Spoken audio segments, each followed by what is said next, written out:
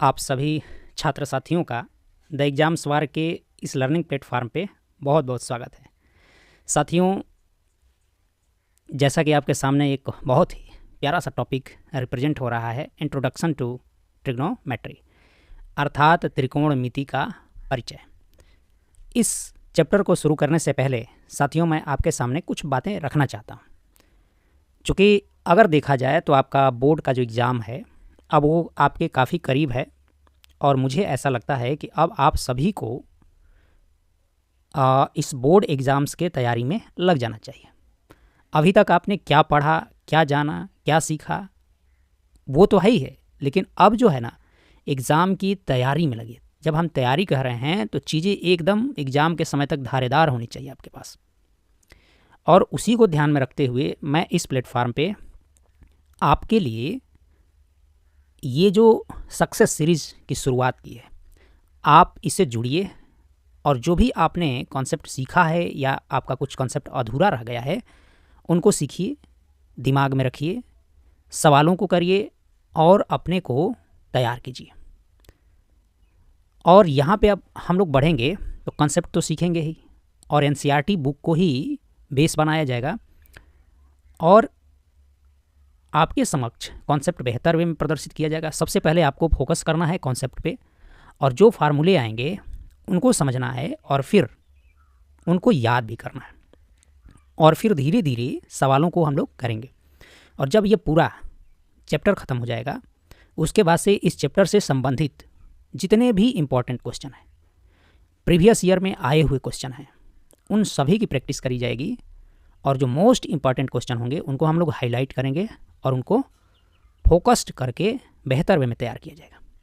तो चलिए शुरुआत करते हैं, और यहाँ पे बहुत सारी बातें नहीं होगी, टू द पॉइंट हम लोग चलने की कोशिश करेंगे, जितना ज़रूरी है उतना ही बात करेंगे। वैसे तो ये त्रिकोणमिति चैप्टर बहुत ही ब्रॉड है, इसमें बहुत सारी चीज़ें हैं, लेकिन यहाँ पे हम लोग इसको सीमित करते हुए ही आगे बढ़ेंगे जितनी ज़रूरत है। साथियों, थोड़ी सी बात कर लेते हैं कि ये त्रिकोणमिति क्या है। अगर आप इस वर्ड को देखेंगे, ट्रिग्नोमेट्री वर्ड को, ये जो ट्रिग्नोमेट्री वर्ड है इसको ज़रा आप ध्यान से देखिए। ये त्रिकोणमिति वर्ड ट्रिग्नोमेट्री है। अगर आप इसकी हिंदी बात करेंगे तो इसका हिंदी अगर आप लिखें तो कुछ यूँ होगी, त्रिकोणमिति। और अगर आप इसके शाब्दिक अर्थ की बात करते हैं तो साथियों, यहाँ पे जो मिति है ना, इसका मतलब है मापन। मिति का मतलब क्या है?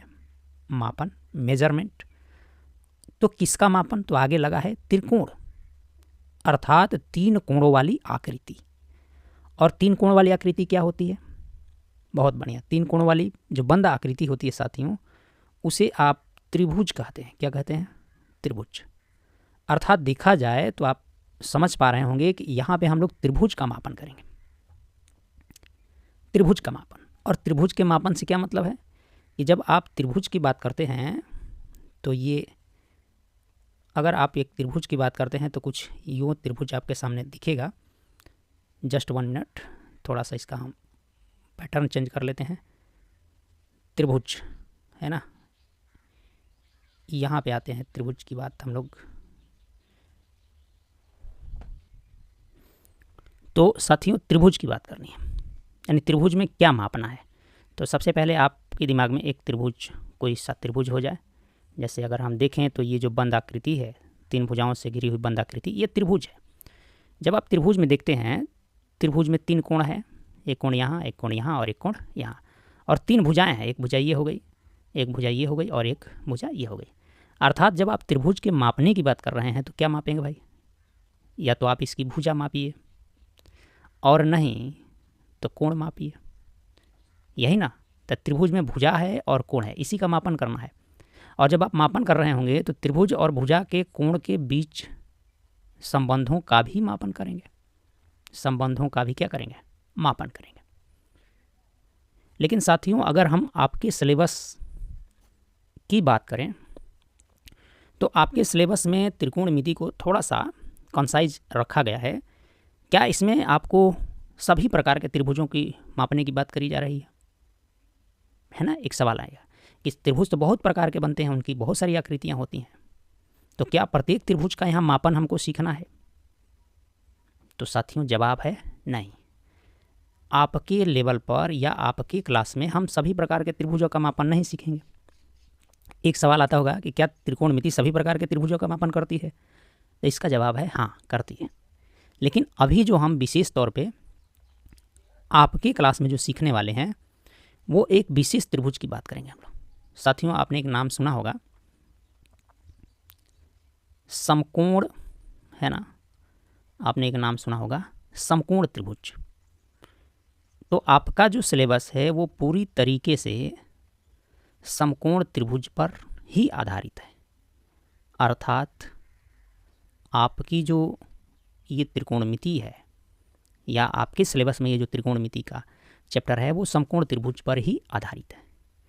आप में से बहुत सारे साथियों को समकोण त्रिभुज के बारे में पता होगा, और जिन साथियों को अगर नहीं भी पता है तो एक बार मेरे साथ रिवाइज कर सकते हैं कि समकोण त्रिभुज क्या होता है। तो ऐसा त्रिभुज जिसका एक कोण 90 अंश का हो और बाकी कोण चाहे जितने के हों उससे हमें मतलब नहीं है, लेकिन एक ऐसा त्रिभुज जिसका एक कोण 90 अंश का हो, समकोण हो। अच्छा, इसी को समकोण भी कहते हैं, 90 अंश का हो। तो ऐसे त्रिभुज को हम लोग समकोण त्रिभुज के नाम से जानते हैं। अब अगर इस समकोण त्रिभुज की अगर हम आकृति बनाएं, ये समकोण त्रिभुज दिखने में कैसा दिखता है, उसका रूप कैसा होगा, तो अगर आप समकोण त्रिभुज को ड्रा करें, जस्ट 1 मिनट, अगर आप समकोण त्रिभुज को यहाँ पे ड्रा करें तो समकोण त्रिभुज कुछ यूँ दिखेगा, कुछ ऐसा दिखेगा। ठीक है, ये है समकोण त्रिभुज। समकोण त्रिभुज इसी रूप का दिखेगा, छोटा बड़ा हो सकता है, लेकिन इसका रूप लगभग यूँ ही दिखेगा, है ना। इसमें खास बात क्या है कि इसका ये जो एंगल है, यह जो कोण है, ये 90 अंश का है, और यही शर्त बस हमें एक त्रिभुज में फॉलो करानी है समकोण त्रिभुज के लिए। तो थोड़ा सा समकोण त्रिभुज से जुड़ी हुई कुछ टर्मोलॉजी हमको यहाँ जानना और समझना चाहिए, तब फिर हम त्रिकोणमिति पे आएंगे। साथियों इसमें सबसे जो पहली टर्मोलॉजी है ये है कि समकोण त्रिभुज में जो कोण समकोण है, जैसे अगर हम इस त्रिभुज का नाम देना चाहें A, B और C, तो ये जो 90 अंश का एंगल है, तो इसके सामने की जो भुजा है ये, इसको कर्ण कहते हैं। क्या कहते हैं? कर्ण कहते हैं, यानी हाइपोटेनियस। इंग्लिश में आप इसको हाइपोटेनियस कहते हैं। अब इस भुजा को तो कर्ण कह दिया, इस भुजा का भी नाम होगा और इस भुजा का भी अपना नाम है, लेकिन ये जो दोनों नाम है, यानी इस भुजा का जो नाम है और इस भुजा का जो नाम है, वो डिपेंड करता है कि एंगल कौन सा ले रहे हैं। जैसे अगर आप इस एंगल को चूज करते हैं कि आपको इस एंगल के सापेक्ष देखना है, यानी एंगल C, यानी कि एंगल ACB के सापेक्ष देखना है, तो अगर आप ये एंगल चूज करते हैं तो इसके सामने की भुजा को आप लंब कहते हैं, और जो बच गया उसे आप क्या नाम देंगे? आधार। उसका नाम हो जाएगा आधार। बात समझ रहे हैं ना? देखिए ध्यान दीजिएगा कि ये लंब और आधार डिपेंड करते हैं इस पे, कि अगर आप इस एंगल के सापेक्ष यानी इस एंगल के दृष्टि से देख रहे हैं तो ये भुजा लंब है और जो बच गई ये आधार है। लेकिन अगर ये एंगल यहाँ आप बढ़ा दें, अगर यही एंगल चेंज कर दें, ये अगर आप इस एंगल के सापेक्ष देखें तो तब इसके सामने की जो भुजा हो जाएगी उसका नाम लंब हो जाएगा, और ये जो बच जाएगी ये क्या हो जाएगी? आधार। ठीक है, और आपके दिमाग में क्या कर्ण पे कोई फ़र्क पड़ेगा? नहीं, कर्ण पे कोई फ़र्क नहीं पड़ेगा, क्योंकि कर्ण का डिसीजन इससे होगा। कर्ण का डिसीजन किससे होगा? इससे होगा, समकोण से। समकोण के सामने वाली भुजा क्या होगी? कर्ण होगी। लेकिन अगर जब आप ये एंगल इस एंगल के सापेक्ष देखेंगे तो सामने की भुजा लंब, जो बच गई आधार, और अगर आप इस एंगल के सापेक्ष देखेंगे तो इसके सामने की भुजा लंब और जो बच गई वो क्या है? आधार।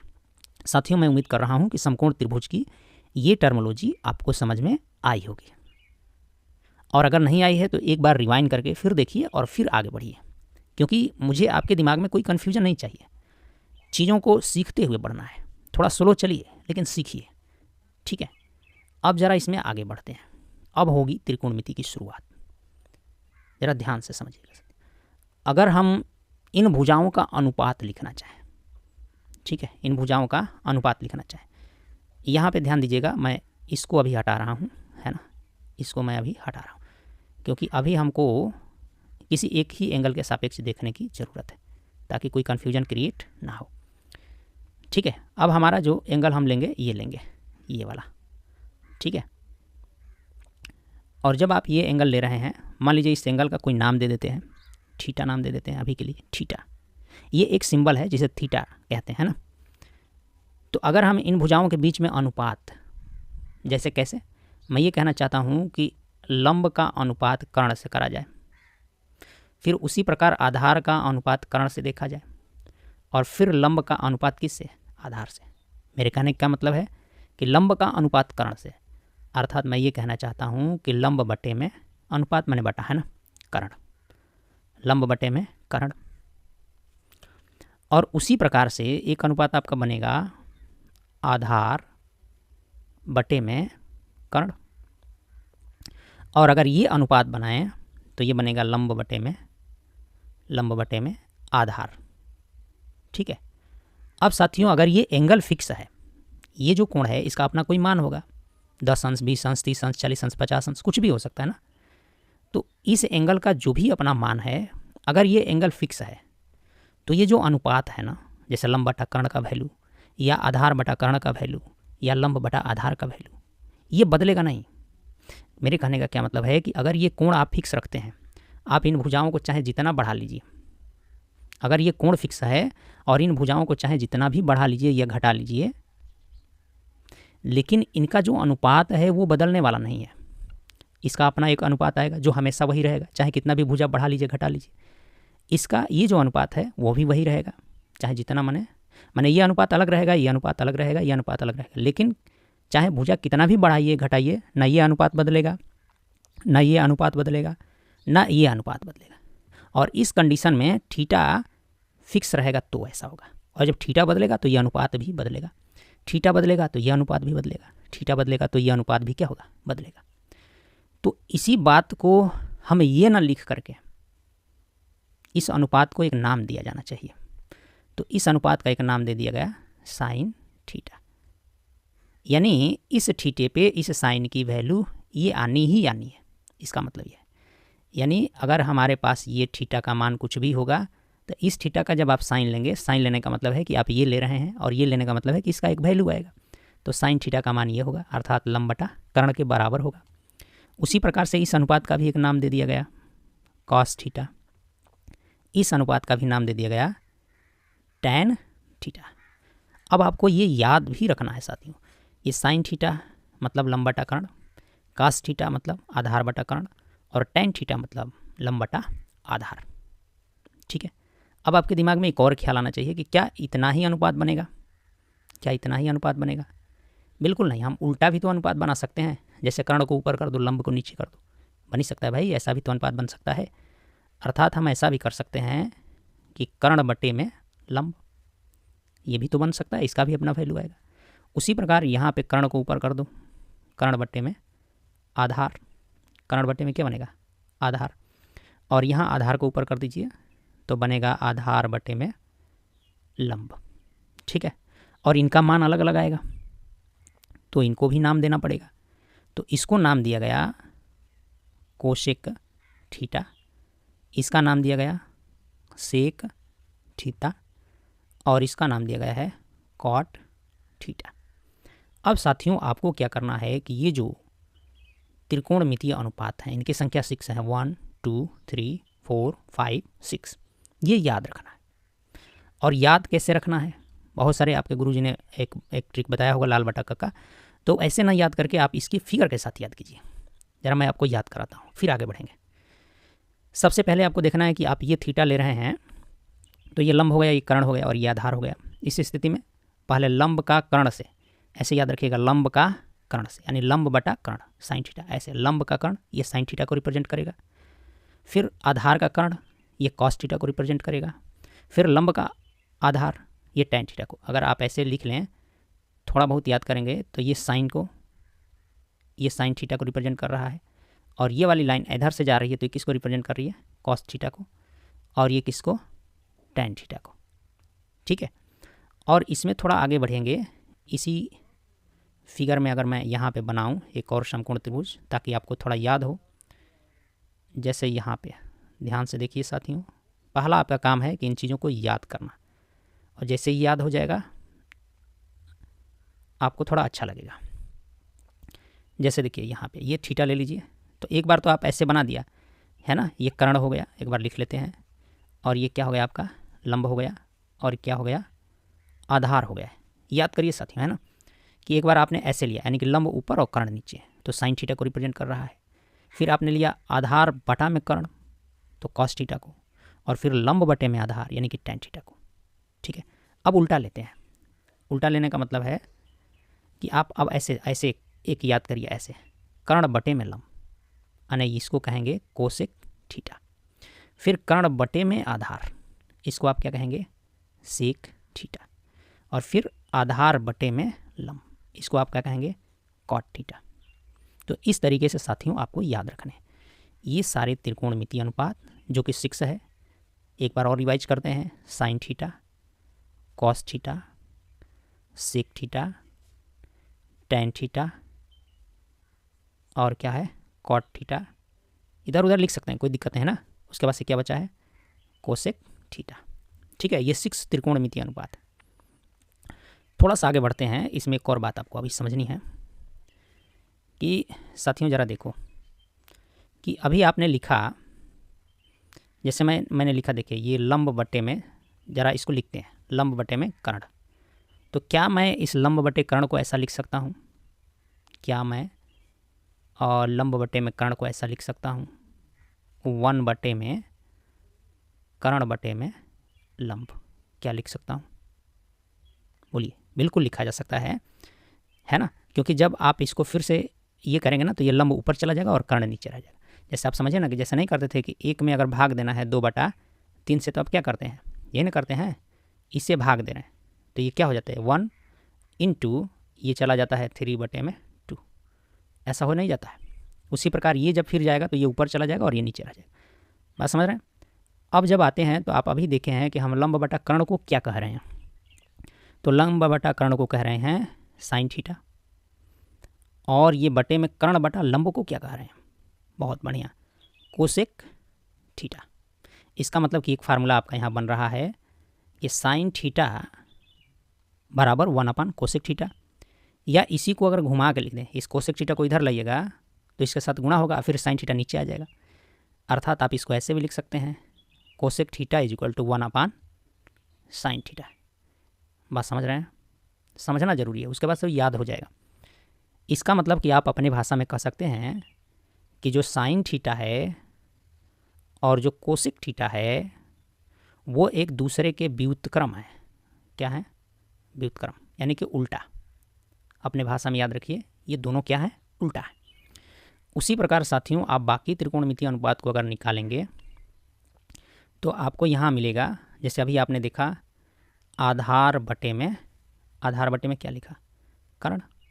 तो आधार बटे कर्ण को क्या लिख सकते हैं, आप ऐसे लिख सकते हैं 1 बटे में कर्ण बटे में आधार, बिल्कुल लिख सकते हैं। अब इनका मान रख दीजिए, आधार बटे कर्ण को आप कहते हैं कॉस थीटा, आधार बटे कर्ण को क्या कहते हैं, कॉस थीटा। और ये देखिए 1 बटे में कर्ण बटे आधार को क्या कहते हैं, कर्ण बटे में आधार को देखिए, आप आइए ध्यान से देखिए, यहाँ आएंगे फार्मूले में, कहाँ गया, कर्ण बटे आधार को कह रहे हैं सेक थीटा, कर्ण बटे आधार को क्या कह रहे हैं, सेक थीटा, लिख दीजिए यहाँ। तो यहाँ पे हो जाएगा आपका सेक थीटा। ठीक है, तो जब आपके पास ये आ गया तो आप इसको ऐसे भी लिख सकते हैं कि सेक थीटा = 1 कॉस थीटा। ठीक है, आप दोनों तरफ से याद रखिए, 2-3 बार लिखिए, याद हो जाएगा। बात समझ रहे हैं। या अपने भाषा में याद करने के लिए आप ये कह सकते हैं कि जो कॉस थीटा है वो व्युत्क्रम है किसका, सेक थीटा का, व्युत्क्रम है ना, व्युत्क्रम, ऐसा लिख लेंगे ताकि आपको याद रखें। यानी कि जब कॉस थीटा बराबर लिखना है तो आप तुरंत लिख सकते हैं 1 सेक थीटा, और सेक थीटा बराबर लिखना है तो आप ये लिख सकते हैं 1 कॉस थीटा। ठीक है, ठीक उसी प्रकार से एक और जो त्रिकोणमितीय अनुपात बचा है, आप उसको थोड़ा करिएगा, मैं उसका लिख देता हूँ कि ये होता है tan theta is equal to 1/cot theta, 1/cot theta. या इसी बात को आप ऐसे भी लिख सकते हैं, cot theta is equal to 1/tan theta. बात समझ रहे हैं कैसे लिखा जा रहा है? जैसे इस cot थीटा को यहाँ लेके आएंगे तो cot theta into tan theta is equal to 1 हो जाएगा, और cot थीटा को इधर रहने दीजिए और tan थीटा को इधर भेज दीजिए, तो ऐसा बन जाएगा। तो ये भी आपको याद रखना है। और दूसरी भाषा में आप ऐसे याद रखिए कि tan थीटा जो है ना वो व्युत्क्रम है। क्या है? व्युत्क्रम है किसका? cot थीटा का। ठीक है, तो साथियों अभी मैं उम्मीद कर रहा हूँ कि ये त्रिकोणमिति में जो आप देख पा रहे हैं समकोण त्रिभुज में किस तरीके से हम अनुपातों को डिफाइन कर रहे हैं। तो हमको 6 प्रकार के अनुपात मिल रहे हैं जिनको हम अलग अलग नाम दे रहे हैं, sine theta, cos theta, tan theta, sec theta, है ना, कोसेक थीटा, कॉट थीटा, इस तरीके से। और ये बहुत बेसिक फार्मूले अब आपके लिए हो गए, तो आप इसको पहले याद करेंगे। ठीक है, और जब ये याद हो जाए तो और एक कंसेप्ट मैं आपके सामने रखूँगा समकोण त्रिभुज से संबंधित, जो आपके आने वाले सवालों को सॉल्व करेंगे। समकोण त्रिभुज से संबंधित एक और बस नियम मैं आपको याद दिलाना चाहूँगा। जैसे अगर आप देखें तो आपने एक नाम सुना होगा पाइथागोरस प्रमेय का। किसका नाम सुना होगा साथियों? पाइथागोरस प्रमेय। और ये हो गया आपके सामने समकोण त्रिभुज। तो यहाँ पे अभी हम बात कर लें किसका? पाइथागोरस प्रमेय। अगर सुने हैं तो अच्छी बात है, नहीं सुने हैं तो अभी याद कर लेंगे। अगर ये थीटा हो गया तो ये 90 का ही है, ये कर्ण हो गया, और ये हो गया आपका लंब, और ये हो गया आपका आधार। तो ये पाइथागोरस प्रमेय क्या होती है कि कर्ण का स्क्वायर बराबर लंब का स्क्वायर प्लस आधार का स्क्वायर, ये याद रखेंगे। ठीक है, यानी इस भुजा का जो वर्ग है वो इस भुजा के वर्ग और इस भुजा के वर्ग के योगफल के क्या है? बराबर है। बात समझ रहे हैं? या दूसरी भाषा में कह लें कि इस भुजा का वर्ग प्लस इस भुजा का वर्ग बराबर होगा इस भुजा के वर्ग के। तो ये याद रखेंगे। अब ये क्यों याद रखना है ना, ये क्यों याद रखना है? आपके दिमाग में ऐसी बात आ रही होगी साथियों। इसलिए याद रखना है कि अगर इसी का फ़ायदा क्या है कि अगर आपको कोई भी दो भुजा दी गई हो, जैसे मान लीजिए आधार दिया गया है और कर्ण दिया गया है, तो आप लंब निकाल सकते हैं, या लंब और कर्ण दिया गया है तो आधार निकाल सकते हैं, या लंब और आधार दिया गया है तो कर्ण निकाल सकते हैं। यानी कोई भी दो भुजा मालूम होने पे हम तीसरी भुजा निकाल सकते हैं। बात समझ रहे हैं? जैसे अगर एक मैं एग्जाम्पल आपके सामने लूँ इसी में कि मान लीजिए मैं कहूँ कि इस भुजा का मान 3 है और इस भुजा का मान कितना है? 4 है ना। इस भुजा का मान 3 है और इस भुजा का मान 4 है, तो आप क्या करेंगे? आपसे कहा जाए कि इस भुजा का मान निकालिए, तो इसी में आप रखेंगे, चूँकि कर्ण का ही निकालना है तो कर्ण का स्क्वायर रहने दीजिए, लंब का स्क्वायर यानी 3 का स्क्वायर करेंगे तो क्या हो जाएगा? 9। फिर कह रहे हैं आधार का स्क्वायर प्लस करिए, 4 का स्क्वायर करेंगे, वर्ग करेंगे तो क्या हो जाएगा? 16। जोड़ दीजिए, 25 हो जाएगा। अब चूँकि आपको कर्ण का मान निकालना है तो इससे स्क्वायर हटाएंगे तो इधर जाके क्या हो जाएगा? रूट हो जाएगा, और जब रूट हो जाएगा तो इससे बाहर आएगा तो आपको मिलेगा 5। तो देख रहे हैं आप, इस भुजा का मान निकल गया 5। ठीक है, तो साथियों मैं उम्मीद कर रहा हूँ कि ये पाइथागोरस प्रमेय और ये जो बाकी के जो त्रिकोणमितीय अनुपातों का कॉन्सेप्ट है वो आपको समझ में आए होंगे, और धीरे धीरे करके आप इन कॉन्सेप्ट को याद भी रखने की कोशिश करेंगे। अब साथियों, अब जब इतने सारे कॉन्सेप्ट हो गए तो मुझे लगता है कि अब आपके उस एनसीईआरटी बुक पे हम लोगों को चलना चाहिए और ये देखने की कोशिश करना है कि उसमें एग्जाम्पल्स क्या दे रखे हैं और हमसे एक्सरसाइज में क्या पूछ रहा है। चलिए बढ़ते हैं और बड़े आराम से चीज़ों को करने की कोशिश करेंगे। अब साथियों इस एग्जाम्पल्स को आप देखिए, और मैं ये चाहूँगा कि मैं इस एग्जाम्पल्स को आपके लिए उसी पेज पे लेके चलता हूँ। तो यहाँ से मैं एग्जाम्पल्स को ज़रा सा कट करता हूँ और फिर वहाँ पे हम लोग चल के इसकी चर्चा करते हैं। तो ये मैंने कॉपी कर लिया और यहाँ पे आ जाते हैं और बढ़ते हैं। यहाँ पे देखिए,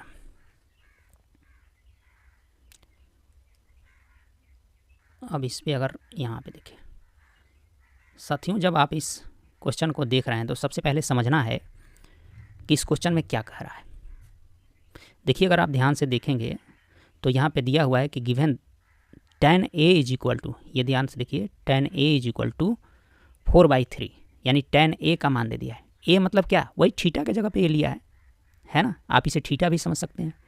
तो tan की वैल्यू इसने दे रखी है किसी विशेष कोण a के लिए। तो ये आपसे पूछ रहा है कि find other trigonometric ratios of angle a, यानी जो बाकी के त्रिकोणमितीय अनुपात हैं, त्रिकोणमितीय रेशियोज हैं, उनका एंगल a के लिए मान बताइए। मतलब ये जानना चाहता है कि आप साइन a की वैल्यू बता दीजिए, कॉस a की वैल्यू बताइए, कोसेक a की वैल्यू बताइए, फिर पूछना चाहता है कि सेक a की वैल्यू बताइए, और फिर पूछना चाहता है कि कॉट a की वैल्यू बताइए। और इसने दे क्या रखा है, tan a दे रखा है, tan a की वैल्यू दे रखा है। अब साथियों इस एग्जाम्पल से आपको एक दृष्टिकोण ये मिलेगा कि अगर आपको कोई भी एक त्रिकोणमितीय अनुपात किसी एंगल के लिए पता है तो आप उसी एंगल के लिए बाकी के पांचों त्रिकोणमितीय अनुपात निकाल सकते हैं। आप कैसे निकालेंगे, तो इसको सॉल्व करते हैं। सबसे पहले हम एक ट्रायंगल बनाते हैं। तो यहाँ पे हम लोग लेते हैं एक ट्रायंगल, और वो भी समकोण त्रिभुज लेते हैं। ऐसे ये हो गया अपना समकोण त्रिभुज, ठीक है। और यहाँ पे हम लोग एंगल इसको ले लेते हैं, एंगल इसको, इसी को कह लेते हैं कि ये एंगल ए है, ठीक है। और जब ये एंगल ए हो गया तो बहुत अच्छा, ये लंब हो जाएगा, और ये क्या हो जाएगा, आधार हो जाएगा, बहुत बढ़िया। और ये तो चूंकि इसके सामने है तो कर्ण रहेगा ही रहेगा। अब मैं यहाँ पे ज़्यादा नामकरण नहीं कर रहा हूँ, बस समझाने की कोशिश कर रहा हूँ। कर ही देते हैं ABC, समकोण त्रिभुज ABC में। अब यहाँ पे एक बात समझिए साथियों, अगर हम इसके सॉल्यूशन पे बढ़ें, सॉल्यूशन पे है ना, सॉल्यूशन पे बढ़ते हैं तो कैसे बढ़ेंगे, सबसे पहले ये भी आपको ध्यान में रखना है।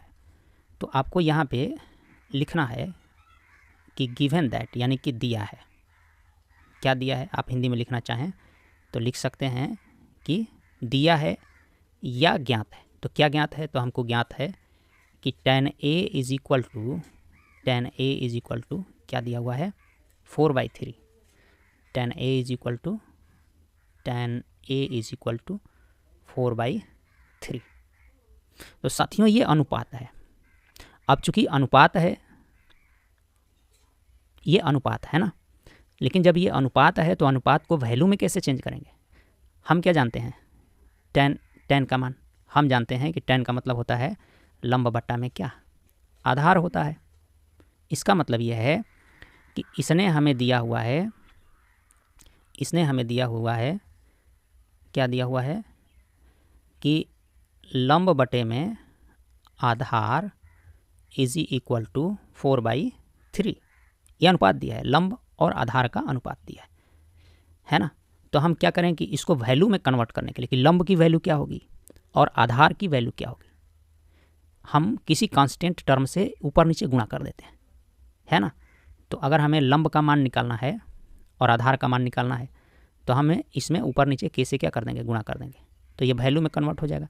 और जब आप के से गुणा करेंगे तो लंब का मान आ जाएगा 4k और आधार का मान क्या आ जाएगा, साथियों ध्यान रखिएगा ये वैल्यू में कन्वर्ट हो गया। अब के का अपना कोई वैल्यू होगा ही होगा, है ना, 3k।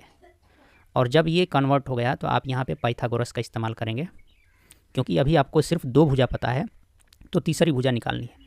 और तीसरी भुजा निकालने के लिए आपको क्या करना होगा, वही कि कर्ण का स्क्वायर बराबर, हम जानते हैं कि कर्ण का स्क्वायर बराबर लंब का स्क्वायर प्लस, बहुत बढ़िया, आधार का स्क्वायर। देखिए साथियों, जब शुरुआत में आप इन क्वेश्चनों को हल कर रहे होंगे ना, तो ये फार्मूले लिखिए, 2-4 बार लिखने से आपको याद हो जाएंगे। तो लंब का स्क्वायर कर दीजिए भाई, 4k स्क्वायर, यानी 4 का स्क्वायर करेंगे तो 16 हो जाएगा, और k का स्क्वायर करेंगे तो k स्क्वायर हो जाएगा।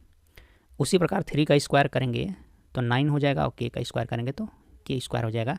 दोनों में k स्क्वायर कॉमन है, और 16 और 9 को जोड़ देंगे तो कितना हो जाएगा, 25k स्क्वायर, ठीक है।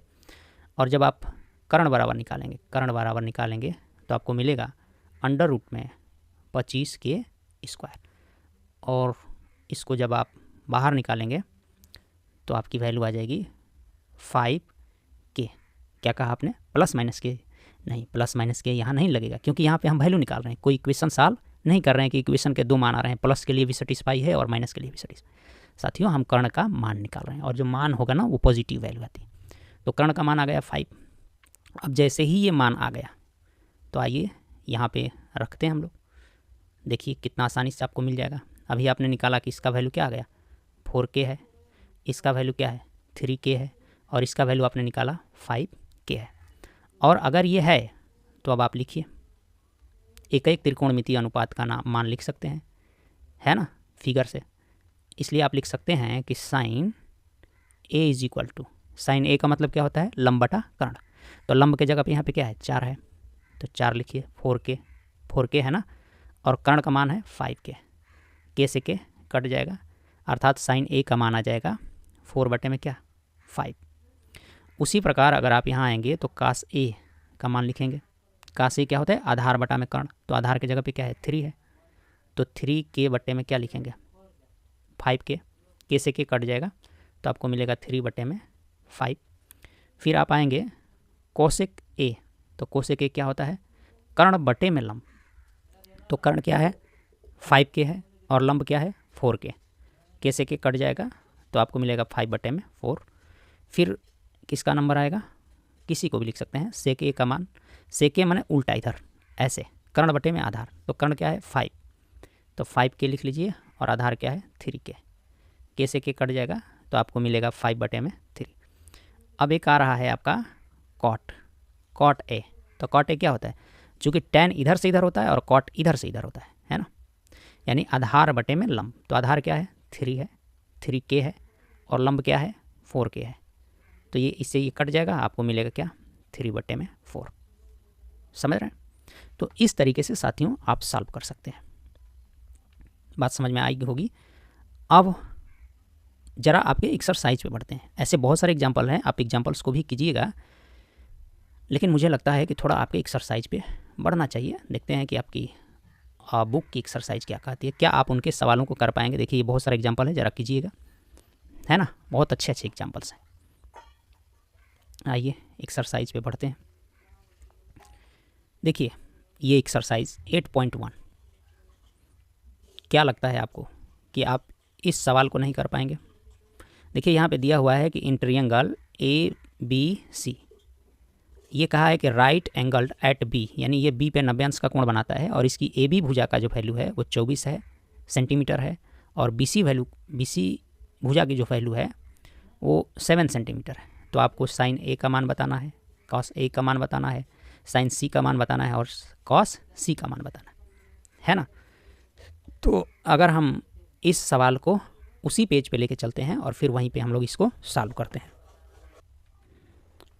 अब साथियों ज़रा इस सवाल को ध्यान से आप देखिए, कहा है कि एक त्रिभुज है ABC जो राइट एंगल है एट B पे, यानी बिंदु B पर 90 अंश का कोण बना रहा है, और इसकी AB भुजा की जो लंबाई है वो 24 सेंटीमीटर दे रखी है और BC भुजा की लंबाई कितना 7 सेंटीमीटर, और आपसे ये पूछ रहा है।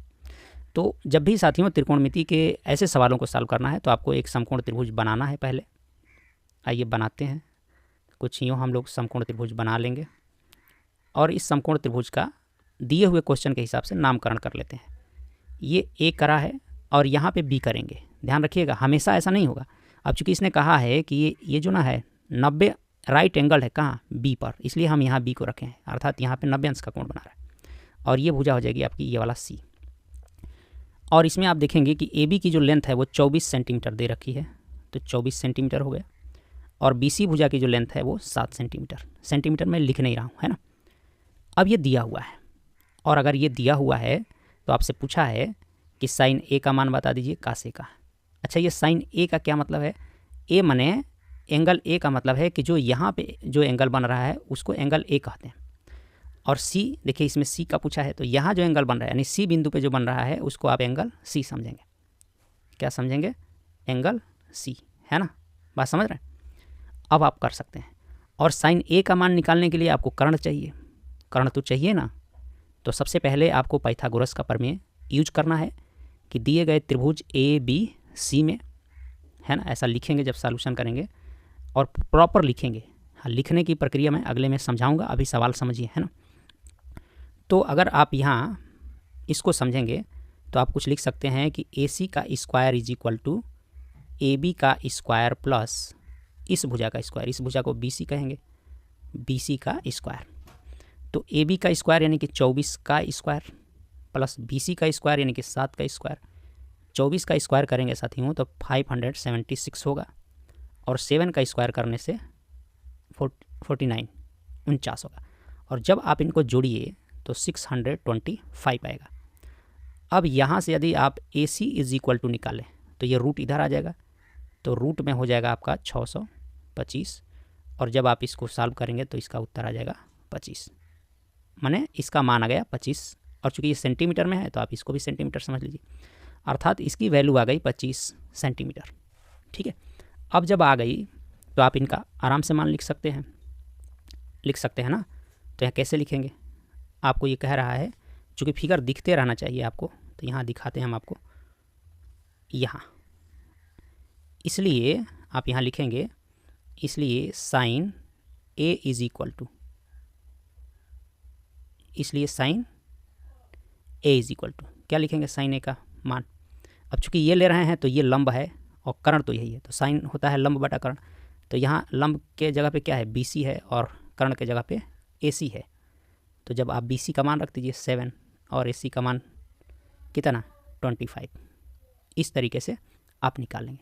क्या सेंटीमीटर? नहीं भाई, सेंटीमीटर से सेंटीमीटर कट जाएगा, ये अनुपात आपको मिलेगा।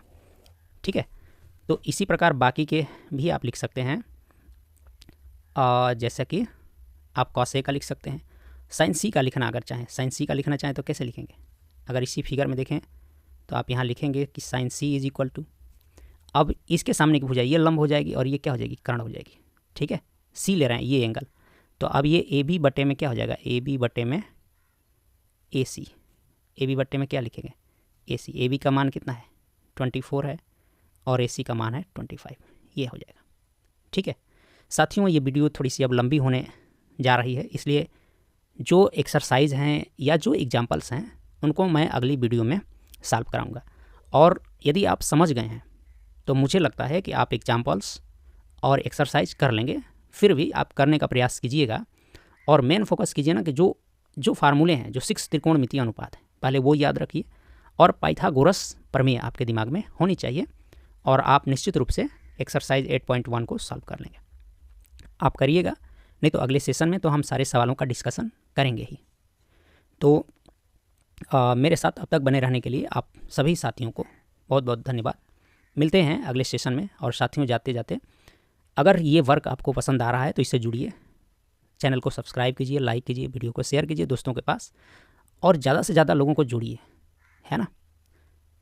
तो मिलते हैं अगले सेशन में, धन्यवाद।